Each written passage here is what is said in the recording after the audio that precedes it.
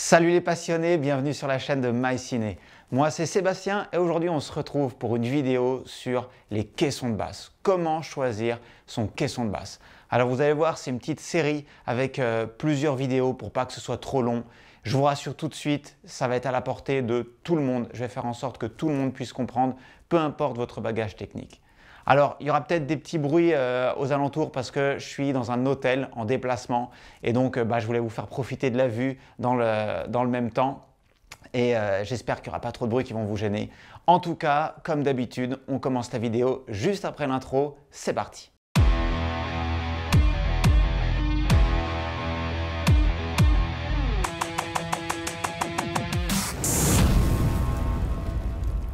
Cette vidéo, elle est super importante parce que le caisson de basse, c'est un des éléments qu'il ne faut surtout pas prendre à la légère. Vous pouvez avoir des super enceintes, un super ampli, un système ultra performant. Si votre caisson de basse est moyen, le rendu global de votre système, il va être moyen. Alors qu'à l'inverse, si vous avez des enceintes qui sont plutôt moyenne gamme, même entrée de gamme, mais que vous avez un très bon caisson de basse, eh bien, le rendu global de votre système, il va être satisfaisant, il va être au moins bon. Et c'est pour ça que le caisson de basse, il faut le choisir avec précaution. Il faut faire les bons choix en fonction de votre salon, de la pièce dans laquelle vous allez l'utiliser et surtout en fonction de ce que vous avez envie d'en faire. Aujourd'hui, dans cette première partie, on va regarder les types de charges, donc la charge basse réflexe et la charge close. Je vais vous expliquer ce que c'est. Et puis dans les prochaines vidéos, on verra la puissance qui va être nécessaire en fonction de votre besoin. On regardera l'importance de l'électronique, donc tout ce qui est réglage que vous allez pouvoir avoir sur les caissons de basse. Et toutes les questions que vous pouvez vous poser, on va travailler dessus. Profitez que ce soit la partie 1 pour écrire en commentaire tout ce que vous avez envie de savoir. Comme ça, je pourrais même faire d'autres vidéos qui ne sont pas encore prévues. Peut-être que vous avez des questions auxquelles on n'a pas pensé et je me ferai un plaisir d'y répondre dans les prochaines parties. En tout cas, on commence tout de suite avec les différentes charges. C'est parti. Alors, les charges. J'ai écrit un article de blog que vous pouvez trouver en lien dans la description avec plus de détails que ce que je vais vous donner là dans la vidéo parce que le but c'est quand même de faire une vidéo assez courte et pas trop indigeste. Donc on va se concentrer sur la charge basse réflexe et la charge close, mais évidemment il existe beaucoup d'autres types de charges, par exemple la charge passe-bande, la charge à pavillon, la charge toboggan. Voilà, c'est des charges qu'on ne retrouve pas forcément dans le home cinéma, mais qui existent, par exemple dans la hi-fi, dans la sonorisation pour le spectacle par exemple, et qui vont avoir des avantages et des inconvénients, mais ce n'est pas le but d'en parler aujourd'hui puisque ça ne vous concerne pas vraiment. Je pense que 99% au minimum des caissons de basse qui sont prévus pour le home cinéma sont soit en basse réflexe, soit en charge close, donc des caissons clos. Alors, les deux technologies vont avoir des avantages et des inconvénients et il n'y en a pas une qui est réellement meilleure que l'autre. Elles sont juste plus ou moins adaptées à votre besoin. On va commencer par la charge basse réflexe qui est, je pense, la plus commune. Le gros avantage de la charge basse réflexe, c'est qu'elle va produire beaucoup de volume sonore avec peu de puissance en watts. C'est ce qu'on appelle avoir un bon rendement. Le basse réflexe, ça augmente le rendement du caisson de basse. Alors vous les reconnaissez très facilement, les caissons de basse réflexe, puisque ce sont des caissons de basse qui ont des évents, donc des trous, avec un tube à l'intérieur, pour le dire de façon la plus simple possible, donc c'est un évent. Et l'air qui est contenu dans le caisson de basse va ressortir du caisson de basse de façon synchronisée avec le mouvement du haut-parleur.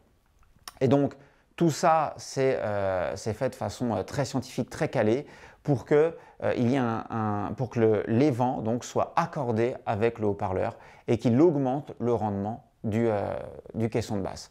Donc, concrètement, grâce à un caisson à charge basse réflexe, vous allez pouvoir avoir beaucoup de volume pour peu de puissance, comme je vous l'ai dit, mais à l'inverse, vous allez pouvoir avoir aussi des caissons de basse plus petits. Puisque vous avez facilement du volume, ça permet d'avoir des caissons de basse plus petits. Si c'est un facteur important pour vous, par exemple que vous avez une petite pièce, que vous n'avez pas beaucoup d'espace, le caisson de basse réflexe peut être intéressant. Également, si vous avez des très grandes pièces, eh bien, comme il est capable de faire facilement beaucoup de volume sonore, il va être intéressant pour vous d'utiliser ce type de caisson. Il a un autre avantage qui est assez apprécié au cinéma, c'est qu'il descend très bas dans le registre des graves, donc il va faire de l'infragrave. Et dans le home cinéma, on aime bien les explosions, on aime bien les sons un peu sourds, un peu lourds. Et là, bon, bah voilà, ça s'y prête super bien. C'est pour ça que la majorité des caissons de basse du domaine home cinéma sont en basse réflexe. Et puis, ils ont l'avantage d'être assez abordables. Alors évidemment, il existe des caissons de basse à charge basse réflexe très haut de gamme et qui vont être chers, mais vous pouvez en trouver très facilement à des prix abordables. Donc, c'est quand même une suite d'avantages non négligeables. Si vous avez peu de budget ou si la contrainte d'espace, elle compte pour vous, voilà, vous pouvez aller les yeux fermés sur un basse réflexe.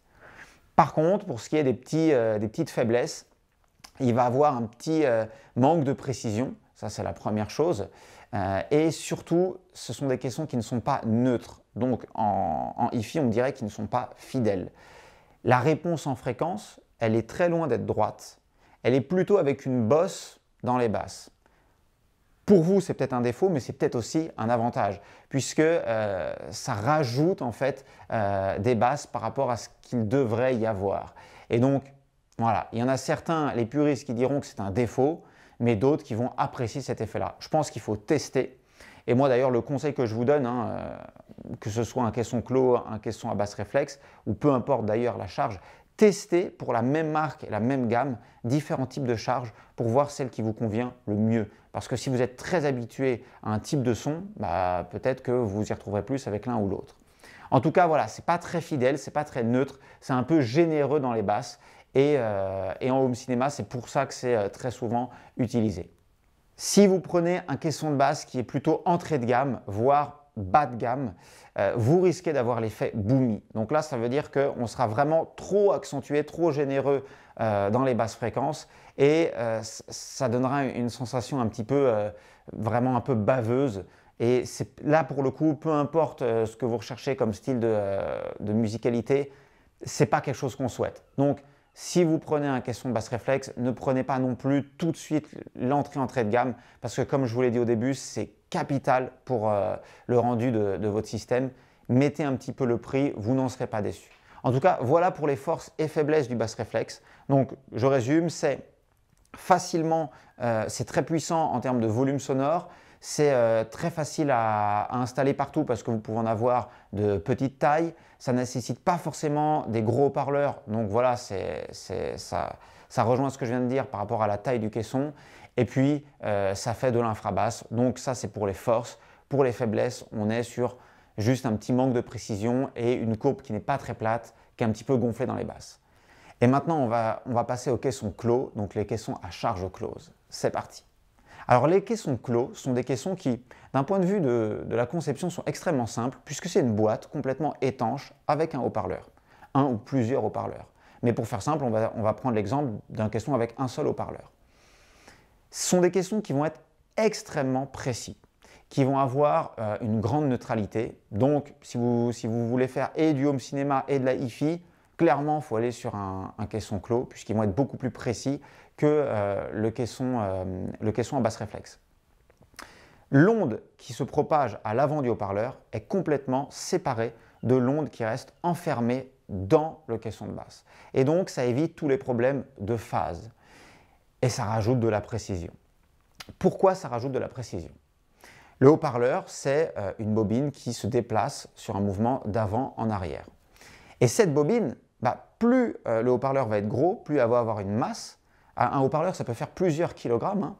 Et donc, quand elle va se déplacer très rapidement, elle va avoir une inertie. C'est-à-dire qu'elle va se déplacer en avant, mais quand l'ampli va lui demander de repartir en arrière, son poids il va continuer à la faire se déplacer un petit peu en avant. Elle va devoir se freiner avant de repartir en arrière. C'est exactement la même chose quand elle revient en arrière. Quand l'ampli va lui envoyer le signal pour qu'elle reparte en avant, son inertie va continuer un petit peu le mouvement du haut-parleur. Et comme le caisson de basse à charge clos, son air est bloqué, il est prisonnier à l'intérieur, il va être comprimé par le mouvement du haut-parleur et donc il va avoir un petit effet de ressort et il va freiner naturellement le haut-parleur. Ce qui fait que quand l'ampli va demander au haut-parleur de repartir, son inertie va être freinée par la compression de l'air et il va repartir tout de suite. Donc on a un haut-parleur qui est beaucoup plus rapide, qui fait des mouvements beaucoup plus propres, beaucoup plus secs, et donc une basse qui est plus précise et qui a beaucoup plus d'impact. C'est le contraire de l'effet boomy. On a vraiment voilà, l'effet qui tape et qui s'arrête net et précis.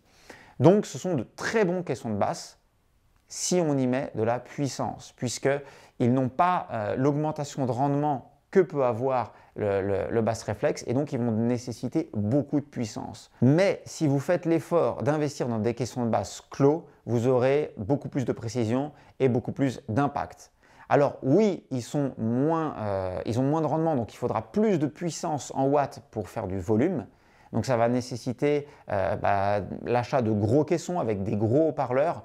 Mais si vous passez le pas, franchement, je pense que vous ne serez pas déçus. Après, il faut vraiment mettre beaucoup de puissance pour avoir le volume équivalent à celui d'un basse réflexe. Et ça peut en refroidir quelques-uns, donc ça c'est à vous de voir, il faut faire des tests, il faut aller vous rendre compte par rapport à votre perception du son, qu'est-ce qui vous convient le mieux. Petite faiblesse par rapport au caisson basse réflexe, il va de toute façon descendre un peu moins bas dans l'infrabasse et dans le bas du spectre. Et donc ça c'est lié directement au fait que ça nécessite beaucoup de puissance.